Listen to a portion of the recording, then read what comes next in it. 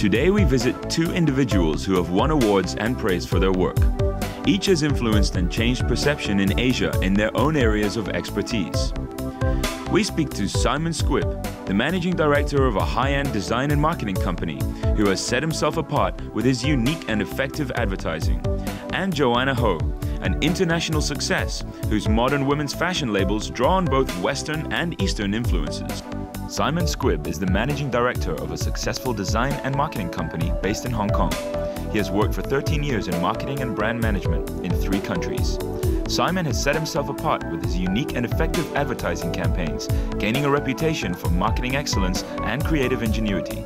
Over the years, his skills have gained him high-profile clients from leading corporations and brand names. My talent, if I can call it that, is marketing and marketing strategies. The concept of an idea, a marketing idea, and then having a service where you can make that idea real within the graphic arena, print ad, online design, a flyer even, whatever it may be for the delivery of the concept, seemed to be a good idea for us to team up and offer that one-stop solution. So that's what basically happened. So 4 years ago we set up Fluid. Here we are 4 years later with what I think is quite a successful design agency, offering clients a one-stop solution on how to promote their business in Asia.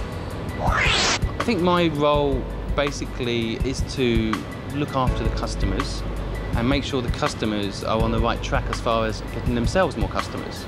So my job is to constantly review what our clients are doing, both advertising-wise, promotion-wise, event-wise, looking to see how we can maximise their businesses for them and bring in more clients for them, sell more product for them, get them their brand out in front of more people. So that's really my job. And I work very closely with the creative team to also not just design stuff that looks beautiful, of course that's important, but also design stuff that ultimately sells products for our clients or gets more people to visit our clients' shops, or whatever it may be. From day to day, different things inspire me. I think that Hong Kong is one of those places anyway. I've been to most countries in Asia, including what I term as quite proactive places like Singapore, but Hong Kong has a buzz about it all of its own, where you watch people, very humble people, that live in beautiful houses on the Peak and drive Ferraris that have come from nothing and succeeded, to people working very hard day in, day out to achieve their goals, and that inspires me. One of the things I was thinking today, actually, I met with a client who has quit their job. They worked in this particular company for 10 years. Their life savings, they're throwing into a new venture, and they come to Fluid and they trust us. They invest in us to invest in them, and they pay a lot of money to employ our services, to create their brand, create their website, create their company brochure, help them position their company so that they are successful. And that person is taking their life, and you can say taking a risk. And when they take that risk, they ask us to help them along the way. And that inspires me to never let that client down. That inspires me to say, wow, that person's taking a chance to do something, is easily spoken about but not easily done, taking their life savings and throwing it into something, taking their career and throwing it in a completely new direction where they're self-employed, a lot of responsibility, and it inspires me. Even today that happened, it inspires me. Hong Kong is a complicated place, and there are a lot of challenges here as far as being a design and marketing agency. It's very easy to criticise Hong Kong. It's got a lot of strengths, but it has some weaknesses, and one of its weaknesses is that speed in Hong Kong is always so important. And in this world where everything's becoming commercial, design is something that you cannot just plug in and play. It really is a process that requires a mind's attention to it, like a painter. Of course, you can get a machine to paint a picture with exact precision, but you're never going to have that creativity, that uniqueness, that flair that's going to make one high-profile publication stand out from another. And from our perspective, one of the frustrations in this market is definitely making people understand that true creativity takes time. You can't put a production timeline on it. And I forever spend my time saying to clients, it won't take just 2 days. It may take a week. And in Hong Kong, a week's a long time. And if you speak to agencies in the UK, what takes us a week still takes them 2 months.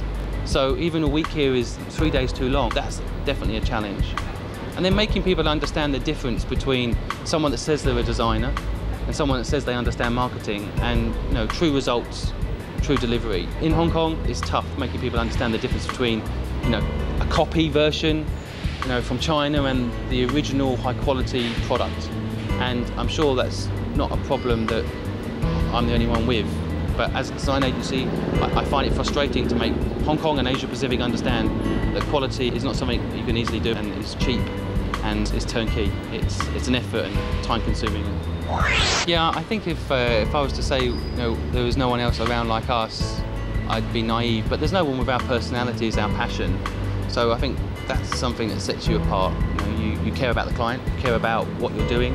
Instantly, that puts you in a certain bracket instead of just do a job, invoice, get the money in, next job please. I believe with all my heart that we care about what we're doing for the clients, and that sets us apart. However, there are companies here that also think like that and work very hard for their clients. So what then sets us apart, I think sometimes, is the quality of the materials that the creative team produce. It's not mass produced, it is unique. A lot of attention has been given to the detail, and I think that you add that with passion and you mix it with one of our key strengths, which is we are a design and marketing company. So we don't just design ads, as I said earlier, to win awards. We're not interested in winning awards actually. We're interested in selling more product for our clients. The design business in Asia is still going through a maturity transition. I guess as the WTO kicks in China, and the companies with very strong brand understand the benefit of advertising, understand how it all works and moves into China, then this part of the world has to get its act together, because otherwise the Chinese-based businesses and companies lose their edge. As this market develops, our clients, for example, they don't want to be copying someone else, they want to be a market leader themselves. So I think that in Hong Kong, my company anyway certainly looks to work with the companies who want to be market leaders, not market copiers. But unfortunately, I think the design business generally here, you have a lot of people that say they're designers and say that they are marketing people, but they don't really understand what those terminologies mean. When you say marketing to someone and you say, what does that mean? That means, some people think it means just saying hello to a client and showing them your business card. It's so much more, there's so much to it. You ask me, what do I think the future of the design business is? I think it's a tough road for companies like mine to educate people the difference between people that say they're designers and the reality of what a design is to bring in sales. If you'd asked me 4 years ago where we wanted to be, I would have said that at that time when I started the business with my business partner, we didn't really know where it was going to take us. 10 new members of staff later, and with clients such as CNN, Time Magazine, I'm pleasantly surprised by the outcome. Where is the future? In one day our business can be very different. One company can come along, like Cathay Pacific, who isn't our client right now, and say, we love what you've done for other companies, we want you to take on board our account. And instantly, that one account could take us global. So in a way, we're carefully, day to day, working on our present jobs and clients, and open for business for any opportunity that might come our way. People talk to me about Shanghai, how there is a desperate need up there for companies that care about the materials that go out into the market, advertising that goes into the market. So we have looked at that. It's complicated, ownership laws are complicated, but we'd love to do it. London, UK, of course I'm from there. So I would like nothing more than to go back and see my family and have an office there. We have looked at it. Once again, it's just a question of opportunity. So, I'm open for business. You never know what's around the corner. I have a work philosophy, and it's, from my perspective, putting every bit of effort I can into what I do. Whatever I personally do, or this company dedicates itself to do, we do it well or not at all. I like to be very straight with clients. I have to walk around Hong Kong, I have to walk around this city, and I want to hold up my head high and say that anyone that's ever worked with me, I've done all that I promised to do and more. So that would be my philosophy in business. I have to live in this micro community, as I mentioned before, so I want to be proud of what I've done, and when I pick up a newspaper and see an advert there, I want to feel like that I put as much effort as I could into that, and the company has put as much effort into it as it could for the benefit of the client and the benefit of our reputation. And I think I've lived and died.